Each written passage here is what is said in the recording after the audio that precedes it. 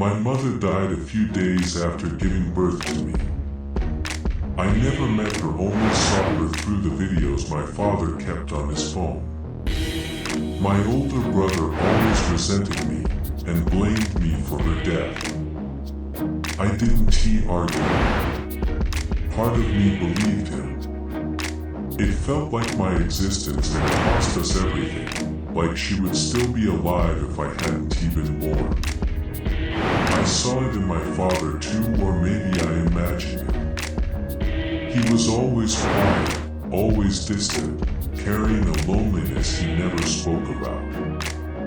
He never blamed me, not once, but sometimes silence says more than words ever could. No one ever entered her room. Not my father, not my brother. But I did. Sometimes I would sneak in, just to feel close to her, to pretend if only for a moment that I knew what it felt like to be loved by a mother. The room never changed. Nothing moved. Her presence lingered in the stillness, in the faint scent that clung to the air. But even that began to fade, day by day.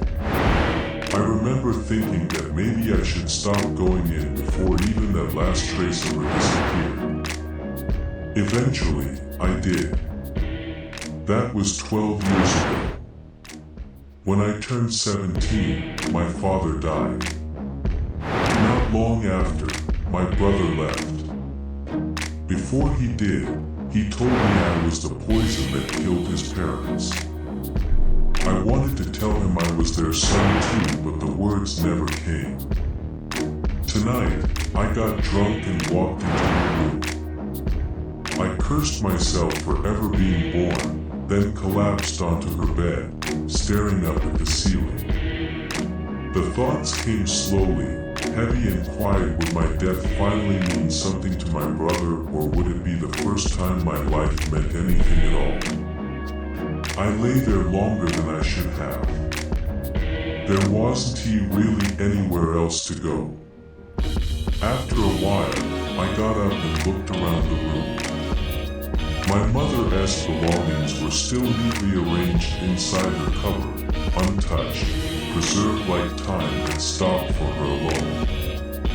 Her clothes hung exactly as they did in those videos.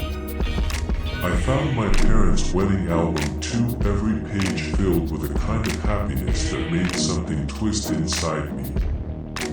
Looking at it, I couldn't help but feel that maybe I was never meant to exist, that I was the fracture in something once whole. The curse this house never recovered from. I put the album aside and opened a small safe tucked behind her things. Inside were a few of her most cherished belongings, carefully kept, almost protected. A faint trace of her perfume still lingered. There was a folded hospital bracelet with her name on it, the ink slightly faded. A small diary, its pages filled with neat handwriting lists, reminders, thoughts that ended too soon. A hairbrush with a few strands still caught in it. A dried flower pressed between paper, fragile but preserved. Beneath them lay a photograph. My parents and my brother, the day he was born. A hospital room. My mother looked weak, exhausted, but her smile was radiant, full of a quiet, overwhelming joy. My father stood beside her, smiling too, not just for her, not just for my brother, but for himself. It was a kind of happiness I had never seen in him while he was alive without her. Next to the photograph was her wedding ring, resting in its box. Small, simple, beautiful. There were more things beneath it. A pair of tiny knitted socks in use. A sealed envelope with my father's name on it, never opened. A second hospital tag, smaller. No name on it. Just a date, and under everything her phone. I opened the envelope with my father's name on it and began to read, "I wish I could be there for our son's life. I want to see him smile, watch his first steps, see him grow into a man, fall in love, have a family of his own. I wanted to hear him call me mom. I wanted to hear his voice, but fate is not kind. There is a cruelty in this world that hides behind promises. I love you, Victor. And I love both of our boys.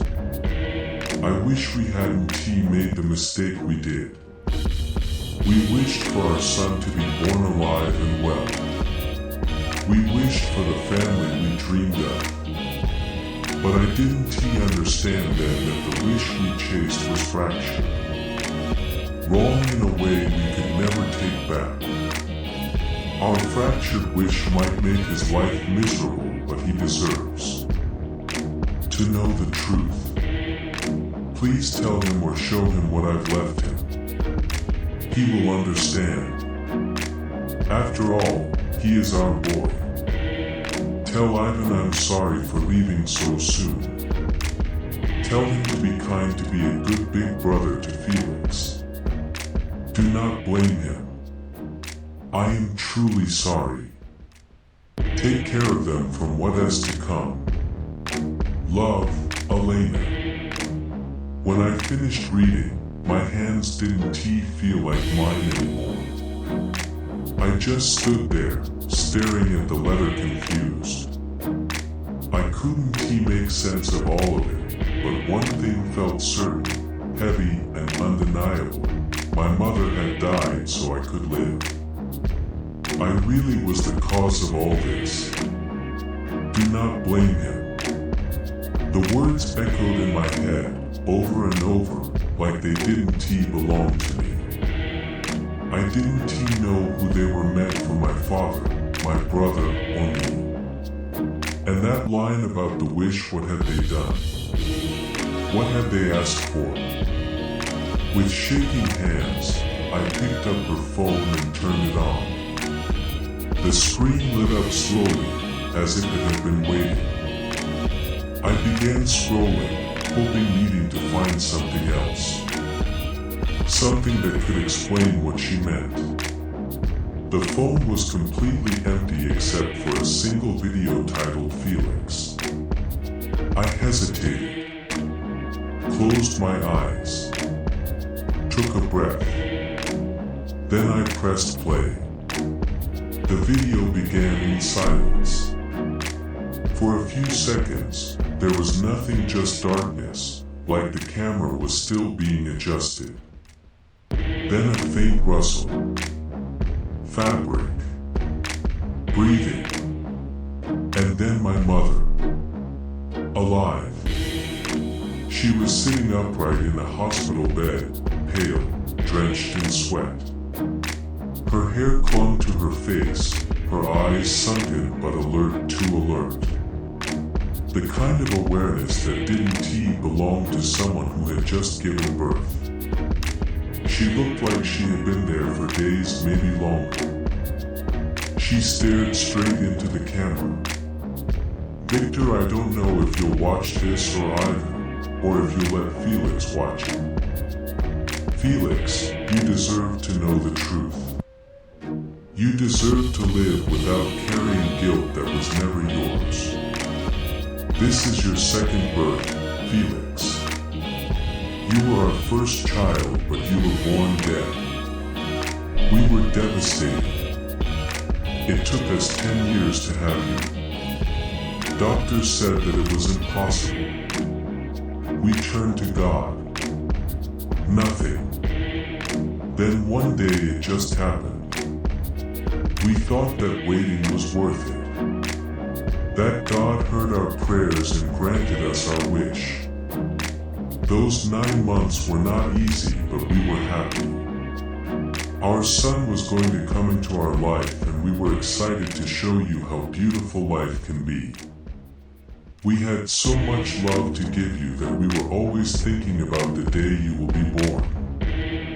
Yeah, and then you were born dead. I held your cold body in my arms. 9 months and we lost everything. Grief takes you to places you don't understand. We prayed for your peace, for your soul to be free.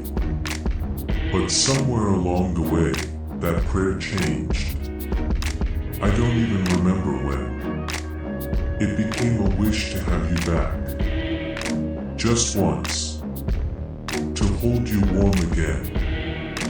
Victor cried in silence when you prayed. And I cried in his arms. We forget that when we pray, something else also listens to our prayers. And sometimes that something even answers. That is what happened to us. When that voice came, we answered with grief in our hearts and it hurt us. The next year, I got pregnant again. We thought our wish had been granted. We already knew your name, so we gave it to him. Ivan. He came into our lives like light. We believed everything was finally right again. And then a week ago, 6 years after Ivan's birth, you were born.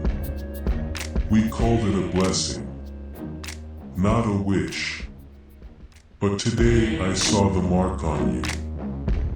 The exact same birthmark you had the first time. That is when we understood. You are our wish, Felix. But we don't know what Ivan is. He is our son. Your brother. But he was never part of that wish. And we didn't understand it until the answers came to us without us asking. I may look weak after giving birth to you, but this isn't because of you. This is something else. Listen to me carefully, Felix. What I'm about to tell you is very important. Our wish wasn't heard by God. And it wasn't